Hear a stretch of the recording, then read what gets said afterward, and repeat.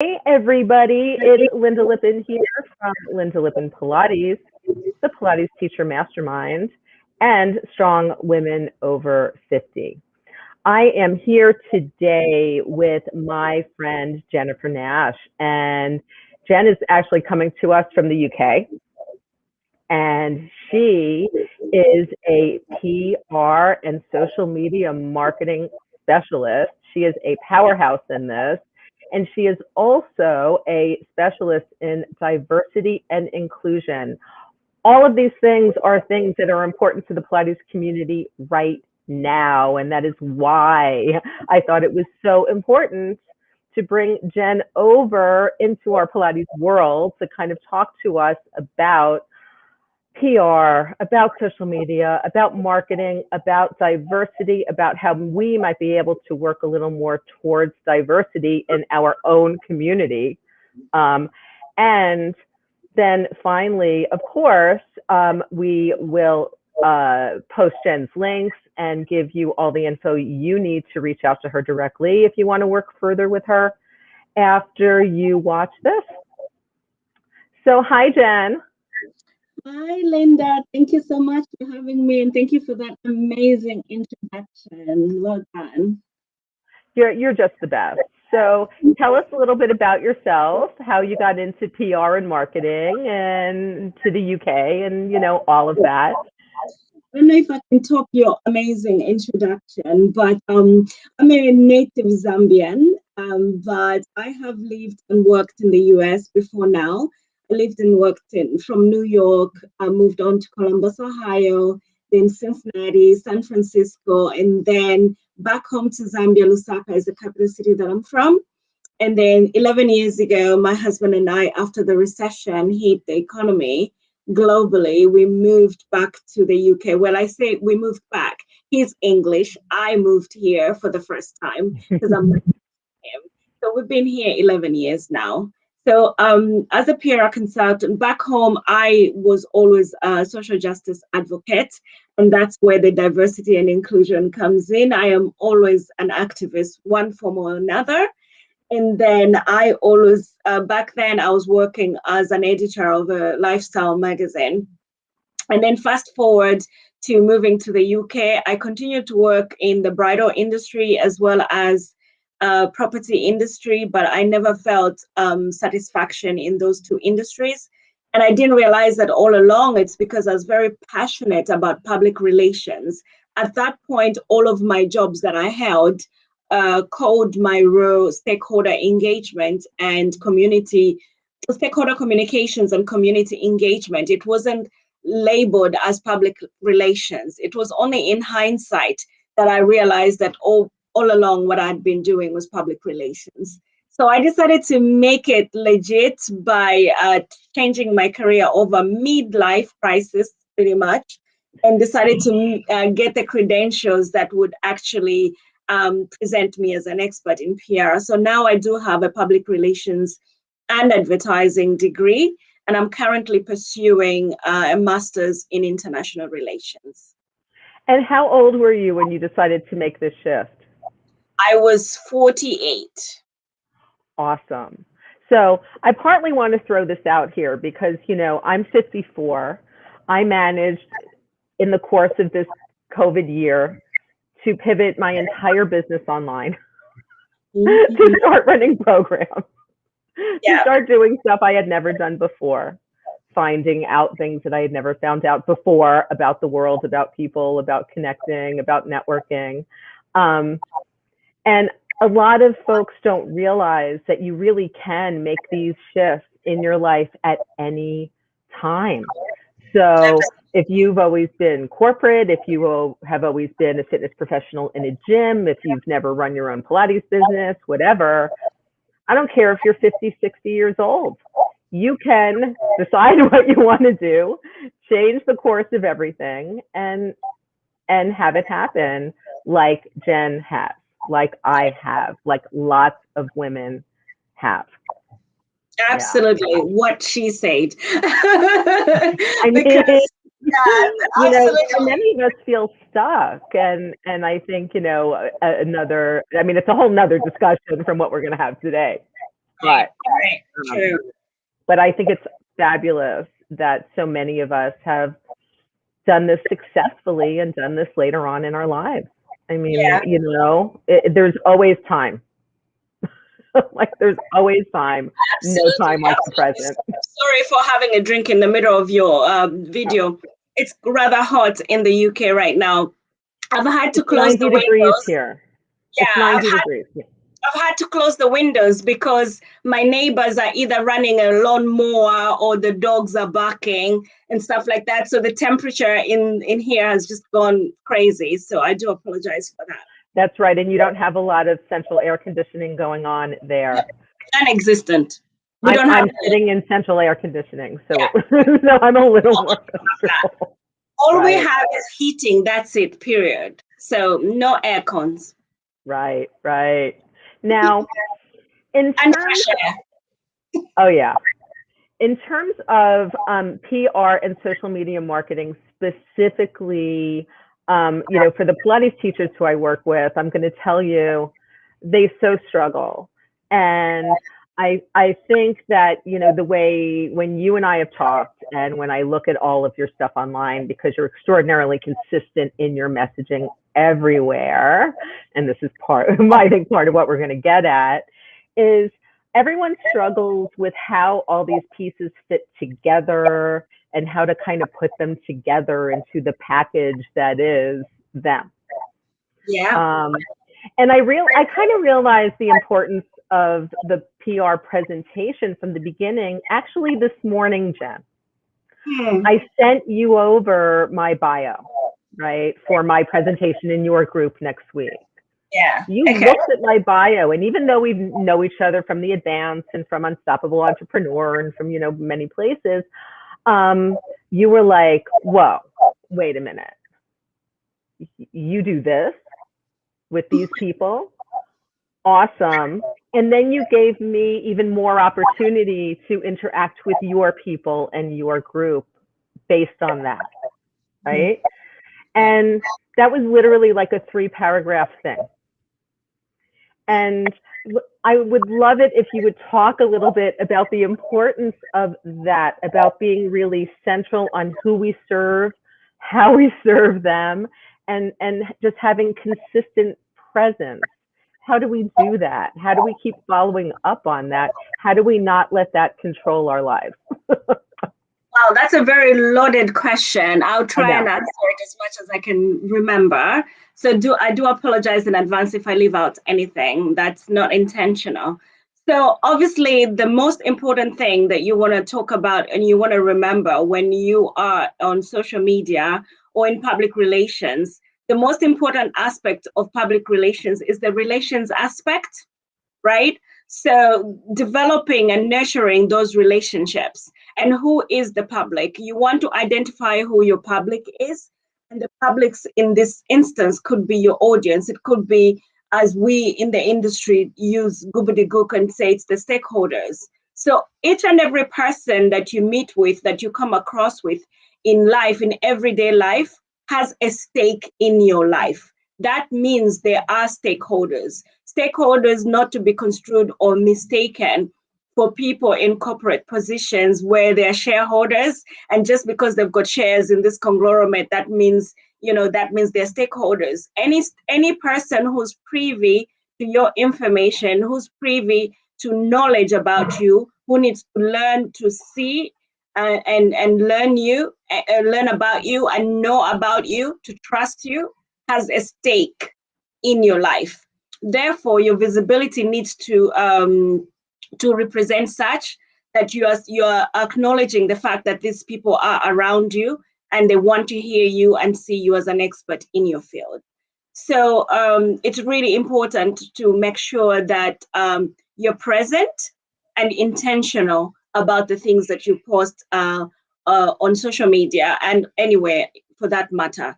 When it comes to public relations, you can be a little bit selective in terms of which part or which media outlets you present yourselves in, you find yourself in, because it's really important. For example, if you are a property manager, or let's say you're a Pilates instructor, because we're here right now, right? what would you be doing on a podcast or a media outlet that only focuses, let's say, about property? How does that serve you? And maybe in a way, in an indirect way, it will serve you because maybe that property developer has a gym and they want the community to be able to come to that gym and have a Pilates instructor there. So being discerning and selective, and the most important thing about public relations is doing your research. Research, research, research. As much as location is important in terms of having a business location and brick and mortar location, so is research, research, research when it comes to public relations. So be in the right place at the right time, be seen by the right people. So that's pretty much. I find that, you know, especially in the Pilates and fitness world, we tend to have kind of two kinds of posts that I've noticed, right? The first one is the performative post, right? And that's where we're like, look at this awesome, crazy thing that I'm doing with my body. Pilates, it's great. I find that, at least for my client base, they tend not to do well with posts like that because they're like, yeah, I'm not doing that. Yeah. I have arthritis and osteoporosis. I'm not doing that. So how about we don't look at that? And the other ones that I tend to see are just these generic like advice posts, you know.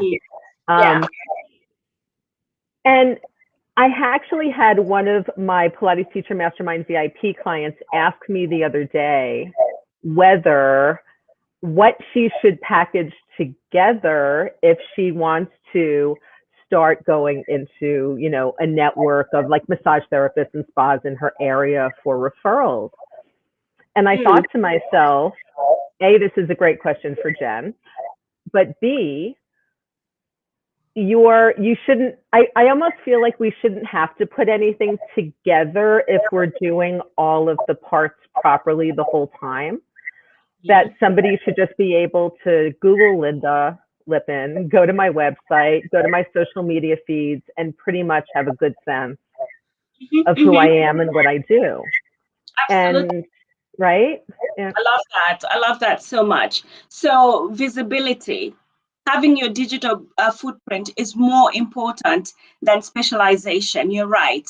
And having at least 9 key phrases that you can be searched by, and having that Google presence. So if you, whatever you do in business, whether you're a brick and mortar business or whether you're an online business, you want to make sure that your business is in the search engine optimized by Google. It's called Google My Business. So you want to make sure you've got that plugged into your part of your marketing. And it's really simple and it's free. All you have to do is go onto Google and go onto listing and list your company. Google yourself, Google your company and see if it comes up. If it doesn't come up on the right-hand side of the screen, that means your business doesn't exist on the Google ecosystem. That's a problem. So, and that's a problem because how are people going to find you? It means that, you know, yes, you might have some searches served up. Maybe there'll be a LinkedIn profile, there'll be a Facebook profile, but that doesn't gain you trust because if you're not listed by Google, Google verifies that you're a real human being. So when you register with Google, they'll say, okay, we've received all of your information and you will receive a postcard in the next 5 to 7 business days mailed to your house to verify that you're a real human being with a code that you'll be able to use back on Google to verify that you've received it at your house. So now you tell me who is more trustworthy in as far as the share of voice is concerned, in as far as reputation management is concerned, because we're talking about reputation here. Who is more reputable? Somebody who just posts on Instagram doesn't need to verify their phone number, their country of residence and stuff like that, as opposed to somebody who has been verified by Google. Who do you think, for example, a corporate client that we were just talking about, you and me, where you want to be seen and heard as an expert in your field is going to trust? Are they going to trust the person whose the search engine whose results has come up, or the one who hasn't had any Google review come up? It's a no-brainer, right? And there's tons of that work actually coming up in the fitness and Pilates world. I'm seeing a lot of corporate requests out on LinkedIn for teachers to come in, work with their health team online, help, coordinate, work with their physical therapy team. Because, down here, I mean, like Goldman and Citibank and all these folks, they all have huge health infrastructures, for the folks who work there. So they don't even have to go out of really their corporate infrastructure for things like physical therapy for their back pain or whatever else. And, we always, like, I used to just sit there and wonder, like, how did these people get so lucky to get these connections? And then I realized that it's because they were intentionally putting themselves out there in a way to be trusted and get these connections. Now, one of the Pilates teachers in my group did have a very specific question, which is that she's great in doing her PR and connecting in person. Mm-hmm. She's really good at that. She's good at getting to those. She gets a lot of physician referrals. She's outside of Lisbon in Portugal. But she has a really hard time doing that in the online forum or in the online space. Are there any tips that you have for folks to just be a little more comfortable in how they're approaching people in the online space as opposed to in person? Okay, so I understand now. Originally, when I saw the question coming through, I didn't get that. So thank you so much for clarifying that. So yes, the one thing that you are doing right now is having a Facebook group. This is a safe space where you can start from. You can invite just your family, your friends, people that you already know that you're close to and you're very comfortable talking to in one-to-one situation. Let them be your piggy, your piggies that you try out talking in public, right? So public speaking first, get out those jitters. You can even start by talking to yourself in the mirror. Trust me, I did that once. So start that, develop that comfort, develop that confidence to be able to and get over that imposter syndrome that you might have for being present online. Once you've established that, even if you're just talking to two people in your group, you've got a group, you're showing up in your group and you're just talking to two people in a live, that will build your confidence. As time goes by, the more you do that, the more confident you get, so that eventually you can step out of your comfort zone and step out of that closed-knit group, that security blanket, to go there now and start doing reels, going on, Instagram, and going outside of your Facebook group, going live on your page, for example, which is different. That means that's being broadcast to a certain number, a whole different group of strangers, as opposed to people that you're comfortable with, right? So that's one of the things that you want to do, is just get comfortable to talking in camera. And then the other thing that you want to do is constantly get comfortable with posting images of yourself, lifestyle images, or what I call aspirational images. Now, there's a big distinction between lifestyle images and aspirational images. What you don't want to do is post things that are kind of showy, like you're showing off. You don't want to post things like, hey, look at me, I just got my new Mercedes-Benz or whatever, because that's off-putting, right? So self-promotion, there's a degree of cautiousness that you need to have. So you need to be careful that what you're promoting makes you accessible. So if it makes you accessible and people can connect with you, they can resonate with you, then they will trust you. So post most of the times, but why I like you to post images of yourself and your own lifestyle, because then it makes you relatable. People can see you as a human being. What I always say, people buy from people, right? They don't buy from brands. So occasionally you want to alternate your lifestyle images with branding images. So you want to make transformation or value addition images more like I have a 3-to-1 ratio. So you want to make value addition posts 3 times to 1 post of transactional, which is where you're asking someone, you have a call to action, you're asking someone to sign up somewhere, right? So self-promotion is very off-putting. Equally, you need to be able to do that as well. So don't be shy from doing that as well, because if people are always just seeing you posting other things and you've never asked them to do anything, they get stuck. They go, okay, what does she want us to do? So you need to direct them and assume that your audience are waiting for your instructions. And that's what a call to action is in essence. So, right. And it doesn't have to be spending money. It could be just go look at the site, go look at my video, click the link and check out something, sign up for an email list, whatever. Yeah. Exactly. So you just need to just enhance your visibility and just be present and be consistent. Yeah. And for me, the biggest thing is that also be authentic.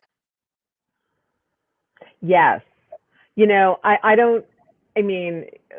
think we all know that in the decades, just the few decades that the internet has existed, because you and I remember the answering machine with the little cassette tape. Yeah. So, you know, the fact that millennium. Right. This was like science fiction when I was a kid. I mean, do you remember, like, you would watch sci-fi things with people like talking into screens to other humans, like thousands of miles away, and be like, oh, that will never happen in my lifetime, and here we are. It said 2020. And that was like, oh my gosh, 2020? Am I going to be alive in 2020? We were all worried about the internet crashing at Y2K. Exactly. So that whole thing. The millennium, right? Yeah. The new millennium. Now, you know, what I've really kind of found is that people, you know, there's all of these gurus out there, right? And all they do is they hire a good photographer. They go to a staged house, whether it's, you know, a great loft in Tribeca or someplace out in Beverly Hills, and they post photos of themselves in a driveway in front of a huge house, right? In front of that Benz, speaking of. Yeah. And then these are people who've never made a dime online, who haven't done anything with their businesses. They're like 18 years old. And then they post all these photos of themselves being very aspirational and lying and saying, hey, join my program and I will teach you how to have your own Benz in your driveway in Beverly Hills. So awesome. Right. And this is, I think, part of, you know, what's important about doing that research. First of all, there's tons of scam reports online. You can, you know, there's usual suspects. I'm not even going to name them, but if you type them in online, all the scam reports start. So, you know, I agree that, you know, people want to see you and your dog and you at, you know, dinner and all that this other stuff that you do. They also want to see some of, you know, look, I really have built my business to this great place and here it is. And then a little bit of, you know, I'd like to work with you. If you'd like to work with me, here's what I do. Come check it out. And again, it's for that trust factor that, you know, people know. They're not going to buy from you if they don't know, like, and trust you. Yeah, build your credentials slowly and earn their trust. Absolutely. Right. Now, one thing I wanted to touch on before we go is that in this past year in the Pilates community, diversity and inclusion have been big subjects that have come up. We had an issue with the international organization that represents Pilates teachers, the Pilates Method Alliance, which had an extraordinarily white board for a very long time, made some big mistakes around Black Lives Matter here. big mistakes of either ignoring people, deleting their angry comments, you know what I mean? And it really snowballed. Then they immediately put on 4 new board members, all Black women, who all walked away a few weeks later. Yeah. En masse Because at one time. it's tokenism. Exactly. That's tokenism. They just put them there as poster girls for them to be seen that they're diverse. And diversity goes deeper than just taking 4 women and clunking them where they don't belong. Right. So now what they did this year is I actually left the organization. I was like, you know something? The fact that this has been going on for so many years and the fact that you have made so many mistakes in handling it is just ridiculous to me. I mean, I was just sitting there like just in the advance. I could probably give you the names of 5 awesome women who handle diversity and inclusion and will help you hire the board and like put it together. Yeah. They ended up bringing in some diversity HR people and other folks. They have a board in place now that's a little bit more diverse than it used to be. They brought in a managing director who is a Black woman. But from what I can tell from my friends from Black Girl Pilates and other organizations that have arisen in the Pilates world, no one's really convinced that this is going to be any different than it was. And, you know, because Jen, this is not something that I necessarily want to speak to because I'm a middle-aged white woman. Yeah, fair enough. Right. I'm very aware of my white privilege, by the way. Like, I never feared getting pulled over by a police officer on the highway. Never worried about him killing me. Do you know what I mean? There are never been followed around in a store because somebody just thought I was going to rip something off. I mean, seriously. Like, I've watched the police in the subway search every like Black and brown person's bag. I put my bag on the table and they've looked at me and gone, "Ma'am, not you." Wow. Yeah, that sounds really more prevalent in the US than it is here. I have to be honest with you. I am Black and brown and 52 years old. I've never experienced any of that in my entire life. Awesome. So it's kind of like very different story narrative for some people and a completely different narrative for others.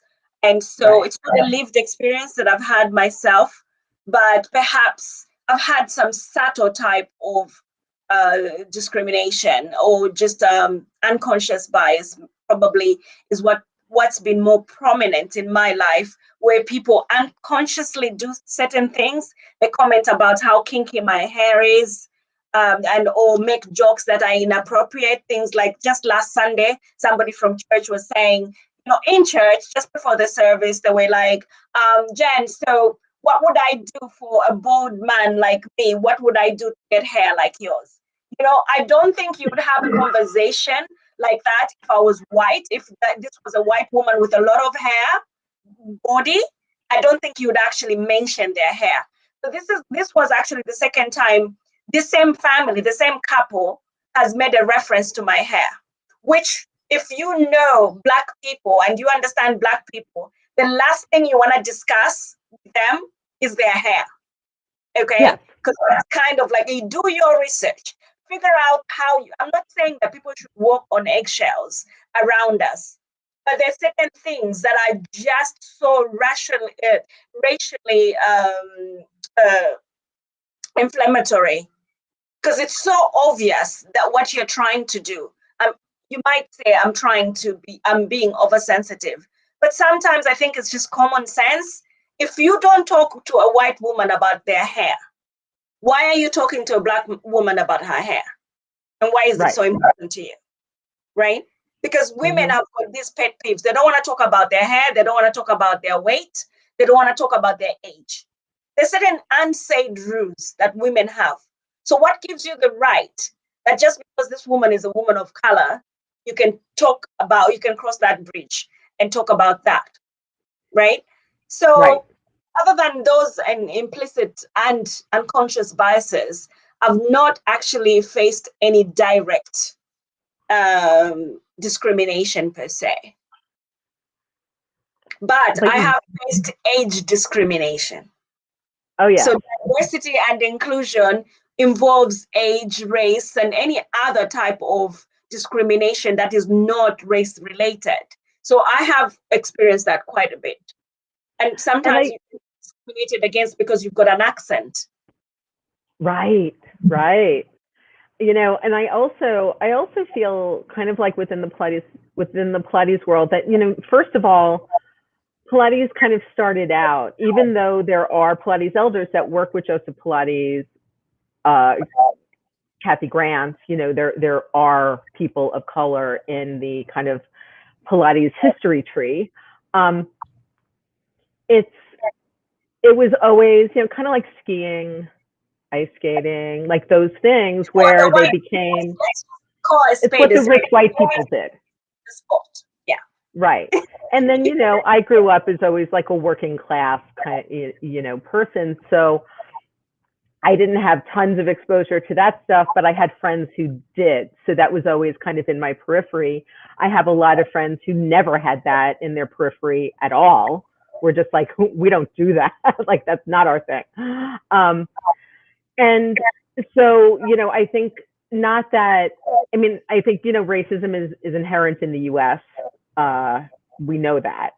But I feel like within the Pilates community, especially as non-white people came in and started teaching and started doing the work, that they suddenly started to feel like there was, you know, not only discrimination from potential customers, but now suddenly issues within a studio, within the Pilates Method Alliance, within kind of the whole thing. And we're also, I mean, we're not just having this issue in terms of color right now. We're having this issue in terms of size inclusivity. Yeah. We're having this issue in terms of race inclusivity. We're having this issue in terms of male inclusivity, interestingly enough, in the Pilates world, because most Pilates teachers are white women at this point. Yeah. Yeah. So I agree with you. I think the discussion of diversity, and we're having the issue with, you know, anyone who has a deep physical issue, has, you know, anything, also coming in and teaching Pilates. So now we're having, you know, a diversity discussion that is just so huge and almost so overwhelming. So do you have any tips on kind of managing these discussions and pulling them together in a way that's productive? Yeah, I think that, again, I'll go back to what I just said, especially because this subject correlates to public relations. Because if you're going to talk about subjects that are quite sensitive, like diversity, inclusion, and equality, you have to think it's public relations. You have to think crisis management. You have to think reputation management, right? So if those are some of the pillars that you're going to consider before you start having this discussion, then you need to do a crisis plan, you know, a crisis resolution plan, so that you're not reactive, you are proactive. So do your homework. Again, it takes me back to what I just said earlier on. So if that being said, if all of this is correlated to public relations, then the basic foundation you want to do is secondary research, maybe even some sort of primary research. But regardless, do your research. Do different forms of researches, like do surveys, send out some surveys, form some focus groups, you know, form all sorts of kinds of data collection points that will point you in the direction that you should be going. Whatever you do, don't go blindly in it. Because if you do, I'm not saying the quantitative or qualitative research that you do is going to guarantee results. Of course, we all know that's just a representative sample. right? It doesn't guarantee you that the entire population is going to react in exactly the same way. However, this pivots you, it gives you a competitive advantage, or rather an edge, to get in front of the problem with some sort of preparedness, some sort of knowledge, background knowledge that will help you to be ready to sit at that table and have that conversation with knowledge and not ignorance, right? Right. And I think that's actually been the issue, is that then we all get very angry, we all get very reactionary, and then you have like entire boards acting in a reactionary way that doesn't necessarily reflect their members at all. Exactly. Which is just kind of sad. Interviewing, having these discussions, it can be, and then these focus groups will involve maybe the same people, what I talked about earlier on, stakeholders. It can be the people in the community. And in your case, for the organization and the Pilates powers that be, it can be, you guys, the coaches. It can be the customers, the clients. Send out some surveys. The SurveyMonkey has free surveys.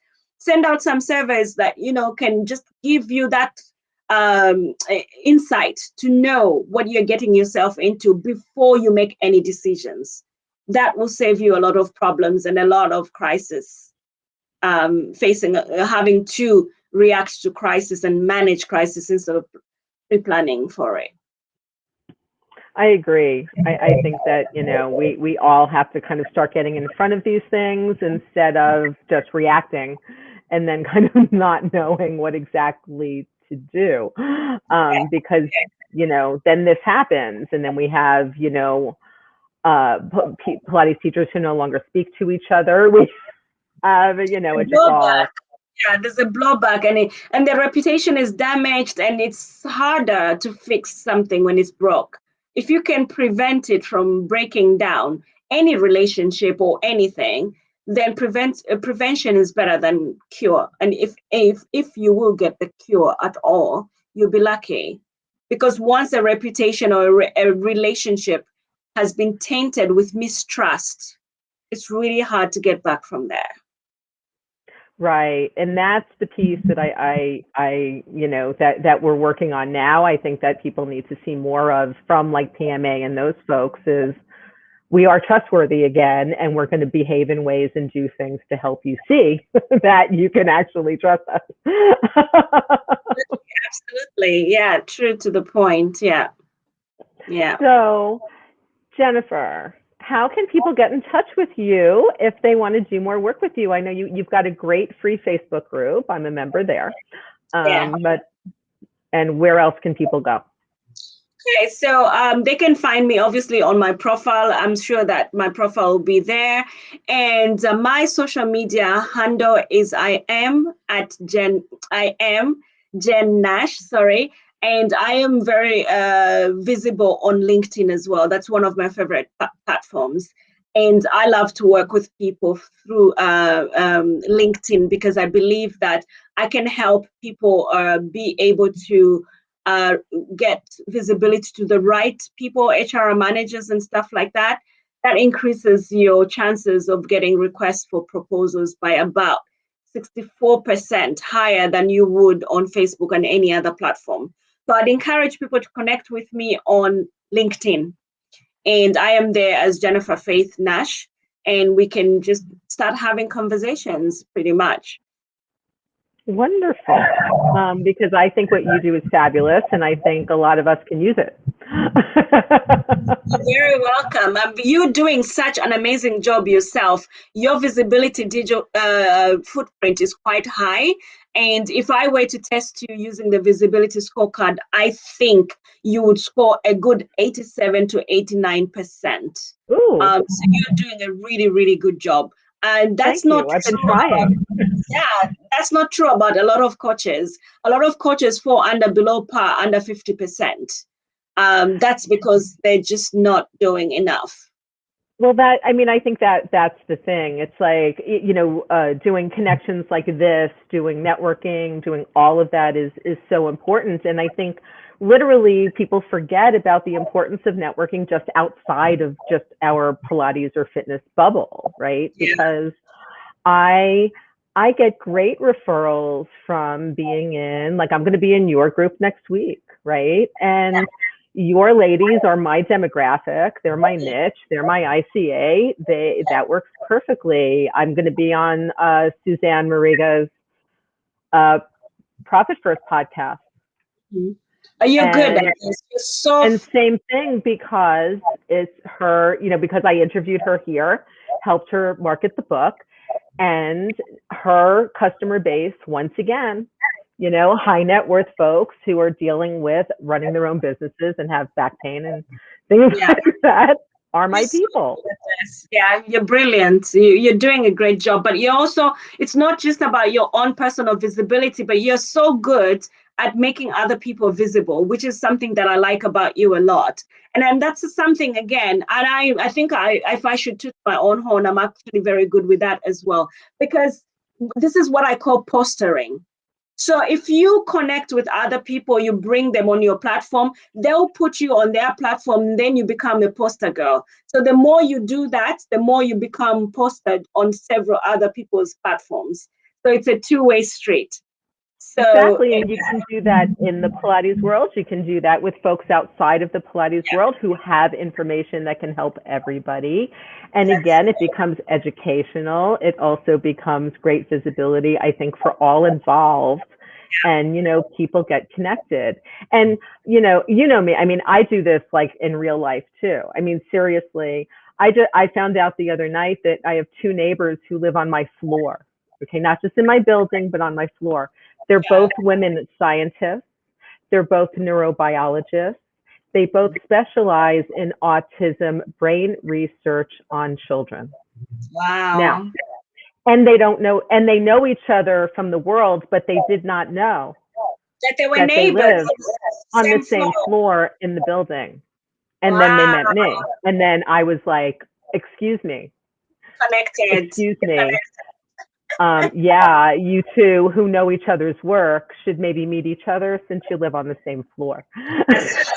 Remember what I said about human connections, the relationship aspect of our existence is more important than anything else. Absolutely. Yeah, I completely agree.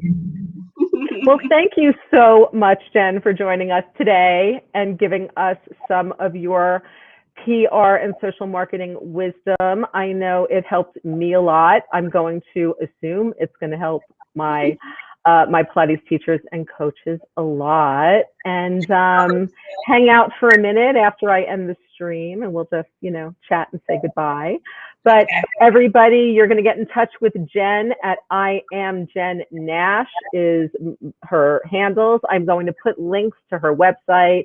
I'll give you a link to the Facebook group as well. And you can get in touch with Jennifer. And I really hope this brings you some business as well. Thank you so much. That's very kind of you, Linda. Thank you so much for having me. I really enjoyed this conversation. You're welcome. Bye, everybody.